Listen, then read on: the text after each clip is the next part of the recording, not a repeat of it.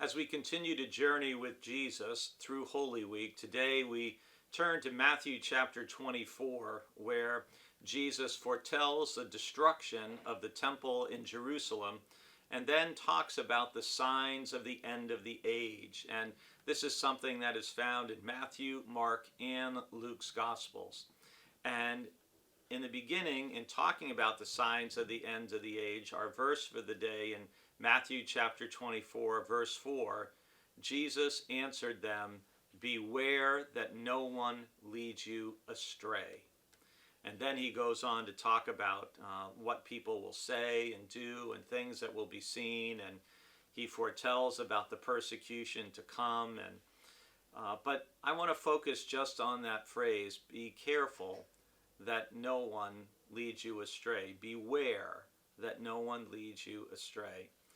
From the very beginning of Jesus' ministry, there have been people who have tried to use both his name, his teaching, who have tried to manipulate his words for their own personal benefit for a variety of reasons.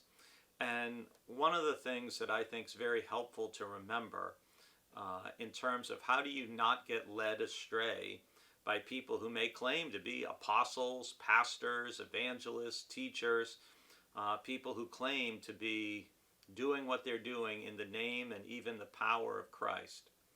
Well, I think for a helpful guideline, it's to consider that someone who is truly representing Christ is going to represent Christ the way Jesus did. So, do they treat people the way Jesus did? Do they speak the way Jesus did? Are they full of love and compassion and grace and mercy and truth and thoughtfulness and generosity? That should tell us something about whether someone can be trusted or not. And, the challenging things about the predictions of the end and the end of the age, this was a concern in the first century church. They had a sense of believing that this was something that was going to imminently take place, and it has not. And for us, nearly 2,000 years later, the question is, well, what do we take from this? What do we learn from this?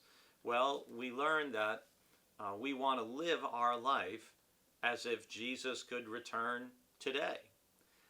But we also want to live our life as if Christ may not return for another 1,000 years or during our lifetime, and we need to do everything we can do, as Jesus taught his first disciples when he taught them to pray, "Thy will be done on earth as it is in heaven."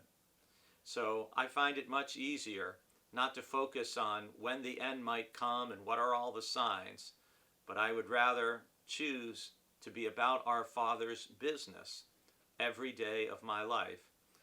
And that way, whether Jesus returns today or I go to meet him, I don't have anything to worry about.